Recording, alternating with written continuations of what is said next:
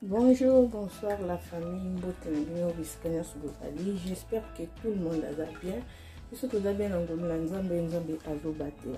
merci na bino so na ndenge bozoba tana bino ya kotala belema na biso tikete nzambe na lola apambola bino nzambe na lola amona bino. Na souhaiter la bienvenue na ba nouveaux abonnés. Merci na ba visiteurs et merci na ba abonnés nyonso nzambe na lola apambola bino nzambe na lola amona bino.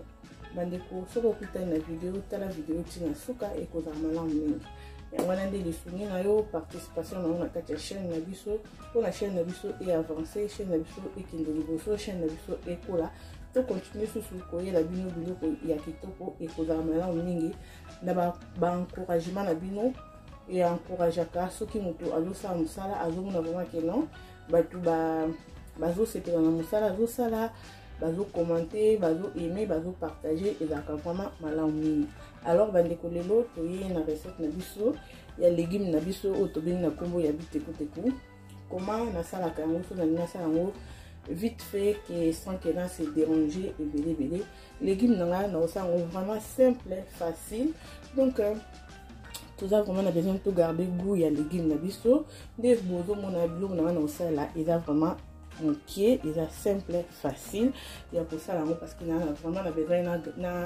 na sepela na bu ya bite écoute kuna na yoka yango vraiment. Donc voilà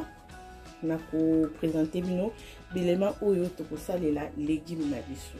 Voilà comme bozomona na ba solo na mibale. Donc yango kaka etikala kinanda ko donc pas de problème. Légumes na paysan yango et belete na ba solo mibale na litungulu moko. Nazana aïnanga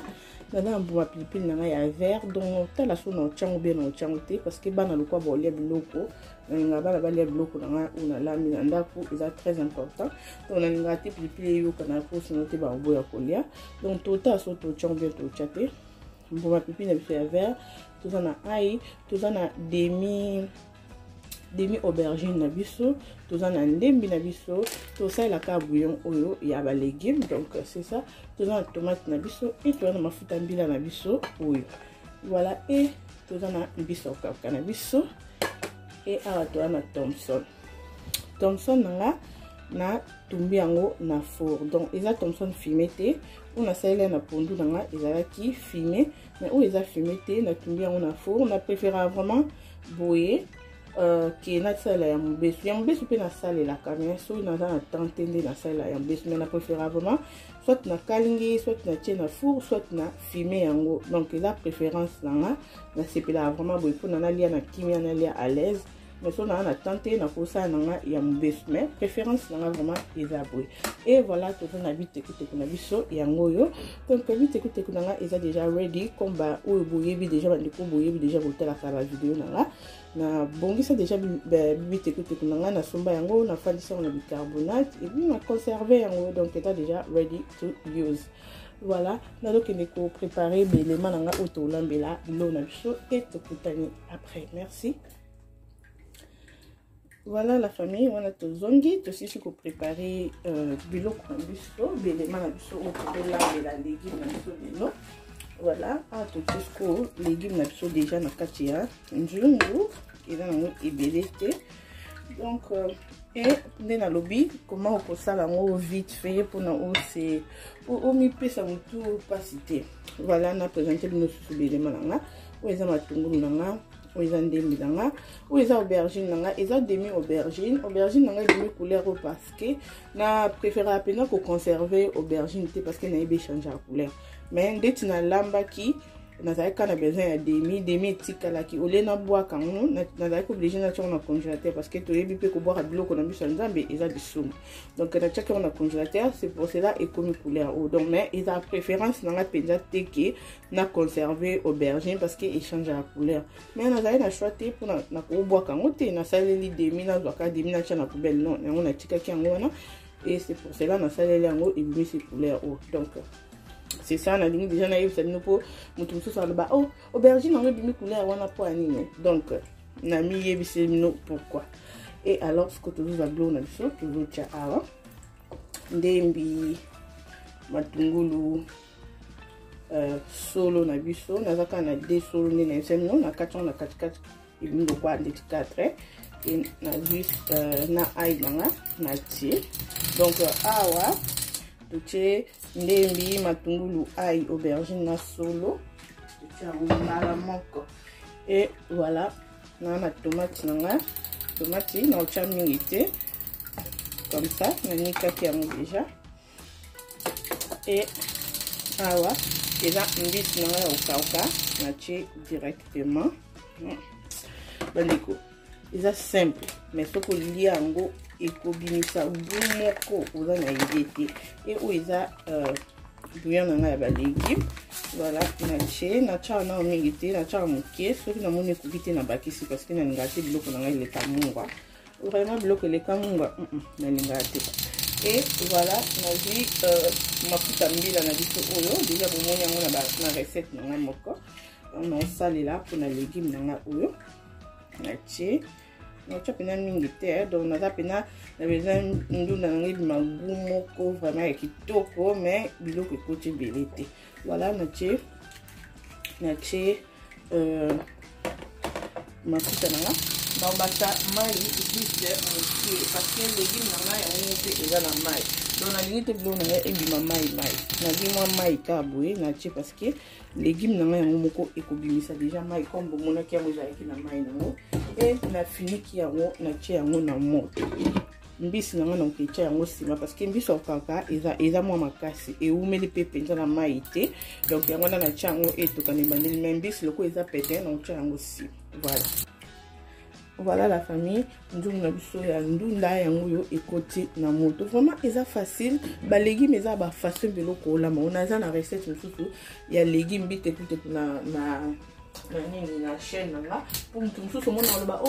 basala kolimbisa ba voisin baosala mwa mosala mutu mosusu olobaki o basala sauce po ani osali sauce te non oza oblige kaka osala sauce te eza ba façon biloko olamba naza na oyo eza na chaîne nanga kuna nasalaki sauce mais oyo na préféré ezala kaka boye nde nazolambela nde naolakisa bino voilà totiki yango etoka tokoya après voilà quand naye kaka mpona kolongola mikuwa na poisson na ngai. D'accord, c'est ça.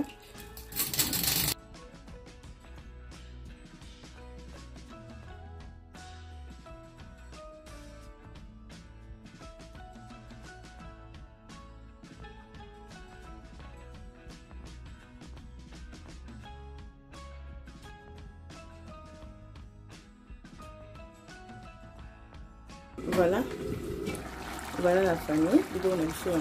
les autres. Donc c'est ça, légumes na biso yango yo on continue toujours kotoka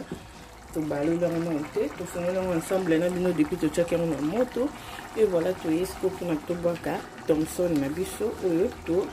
tumbaki na four donc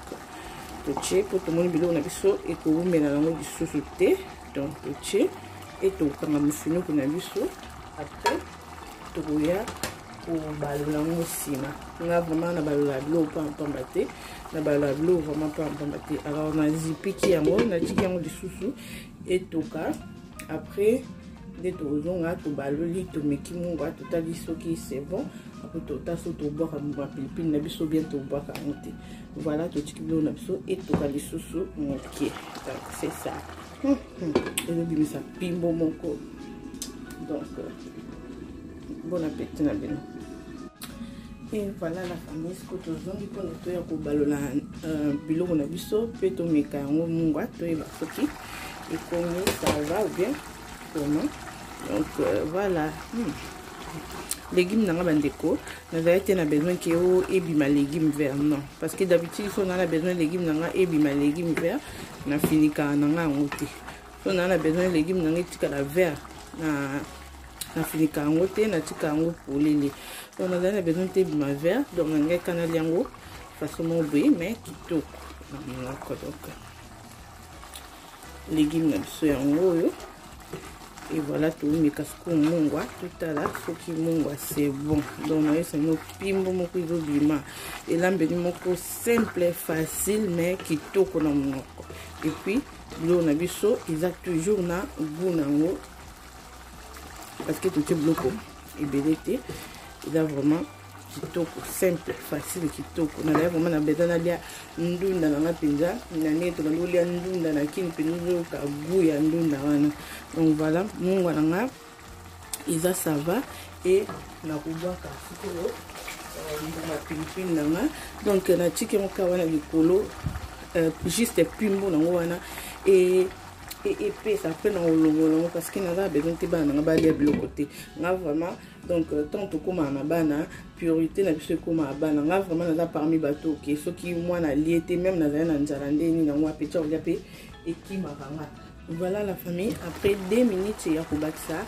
Philippines na biso likolo ya biloko. Donc ebimisi vraiment pimbo nango et bilo na biso et voilà la famille recette na biso ya légumes na biso yango yo eza simple facile ya kosala ata mwa moke akokani kolamba ngo boye eza vraiment facile mais eza vraiment kitoko na moko goût oyo ka vraiment goût ya légumes nde to banda kolia bitekuteku na biso vraiment na kin na kisasa encore eza légumes on nga moko na sombaki na dongoli na tie na bicarbonate et puis na tie yango na congélateur na conserver yango. Donc facile simple ya kolamba mais vraiment eza kitoko goût vraiment na monoko ozoka vraiment goût ya légumes. Naza ba légumes susu na lamba na chaîne tuna nde na lobaki déjà liboso ki na sali sauce na bakisi boye na bakisi boye. C'est juste un détour baki monotonie na cuisine eza vraiment bien te faut ko changer kalelo lambi boye pour papa pe nda kwa mesa nte ka ayebi ka ande mama zo lamba bitekute ko na bitekute ko na ko bima boye nde mama lamba pondu wana pondu e bima boye nde mama lamba mama des pendant ayebi déjà goût ya biloko olia. Donc un mo lamba boye un mo pe o lambi boye. Donc faut changer ba goût wana eza vraiment bien monotonie na cuisine e ba ça quand même yo moko olia ka lelo lambi pondu na olambi pondu boy lobo lambi pondu boy lobo lambi omona lobi kuna appétit moko appétit olia et kimi nango. Donc quand vous changer et ça vraiment peu bien et puis ça donne que bolia na appétit. Voilà, merci beaucoup na bande konya so bolanda vidéo oyo, partagez, commentez, aimez et surtout que vous sentez pour s'abonner pour que vous allez décider la recette qui est bien et qui toko ezoya. Vous continuez toujours pour s'abonner, vous continuez toujours pour partager et que vous avez mal au mingi pour la chaîne na biso. Balindeko lelo to suki awa et to kutana mbala ya sima. Bye.